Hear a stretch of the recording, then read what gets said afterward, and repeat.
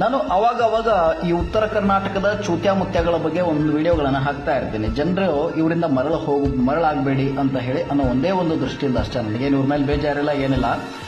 ಇಲ್ಲೊಬ್ಬ ತಾತ ನೋಡಿ ಎಷ್ಟು ಚೆನ್ನಾಗಿ ಜನರಿಗೆ ಅರಿವು ಮೂಡಿಸುವಂತ ಕೆಲಸವನ್ನ ಮಾಡಿದ್ದಾರೆ ಅಂತ ಹೇಳಿದ್ರೆ, ನಾನು ಆ ವಿಡಿಯೋವನ್ನು ತೋರಿಸ್ತೀನಿ, ಒಂದ್ ಸರಿ ನೀವು ನೋಡ್ಕೊಂಡು ಬನ್ನಿ.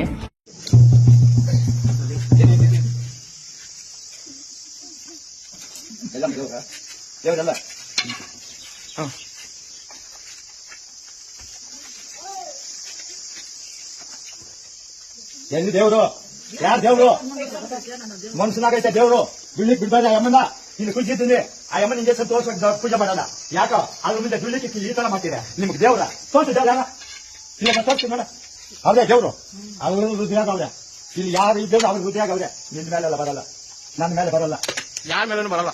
ದೇವ್ರೈತೆ, ದೇವ್ರೈತೆ. ಇವ್ರ ಪೈನ ವಚನ ಕರೆಕ್ಟ್. ನೋಡಿದ್ರಲ್ಲ ವೀಕ್ಷಕರೇ, ನಾನು ಯಾವಾಗಲೂ ಹೇಳ್ತಾ ಇರ್ತೇನೆ, ದೇವರು ಯಾರ ಮೈ ಮೇಲೂ ಬರೋದಿಲ್ಲ. ದೇವರು ಅಂತಕ್ಕಂಥದ್ದು ಒಂದು ನಂಬಿಕೆ ಅಷ್ಟೇ ಅಂತ ಹೇಳಿ. ದೇವರ ಹೆಸರಿನಲ್ಲಿ ದಂಧೆ ಮಾಡುವಂತಹ ಇಂಥ ನಾಲಾಯಕರು ನೋಡಲೇಬೇಕಾದಂತಹ ಒಂದು ವಿಡಿಯೋ ಅದು. ತಾತ ಅದ್ರ ಏನ್ ಹೇಳಕ್ ಹೊರಟಿದ್ರು ಅಂತ ಹೇಳಿದ್ರೆ, ನೀವು ದೇವರು ನಿಮ್ಮ ಮೈ ಮೇಲೆ ಬರೋದೇ ಆದ್ರೆ ನಾನು ಕರ್ಪೂರ ಹಚ್ಚಿ ನಿಮ್ಮ ಕೈ ಮೇಲೆ ಇಡ್ತೀನಿ, ನೋಡೋಣ ಕರ್ಪೂರ ಆರೋವರೆಗೂ ನೀವು ಅದನ್ನ ಕೈಯಲ್ಲಿ ಹಿಡ್ಕೊಳ್ಳಿ ಅಂತ ಹೇಳ್ತಾರೆ. ಆ ಯಮ್ಮನ ಮೈ ಮೇಲೆ ದೇವರು ಬಂದಿತ್ತು, ಹಾಗಿದ್ರೆ ಕರ್ಪೂರ ಹಿಡ್ಕೋಬೇಕಿತ್ತಲ್ವಾ?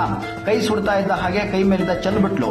ಆ ತಾತ ಅಲ್ಲಿ ನಿಂತಲ್ಲಿ ಎಲ್ಲರಿಗೂ ಹೇಳ್ತಾರೆ, ಏನಂತ ಹೇಳ್ತಾರೆ ಅಂತ ಹೇಳಿದ್ರೆ, ದೇವರು ಎಲ್ಲಿದ್ದಾನೆ ಅಂತ ಹೇಳಿದ್ರೆ ನಮ್ಮ ಸುತ್ತಮುತ್ತಲೂ ಇದ್ದಾನೆ, ನಾವು ಮಾಡುವಂತ ಕಾಯಕದಲ್ಲಿ ದೇವರಿದ್ದಾನೆ, ಯಾರ ಮೇಲೂ ಕೂಡ ದೇವರು ಬರೋದಿಲ್ಲ ಅಂತ ಹೇಳ್ತಾ ಇದ್ದಾರೆ.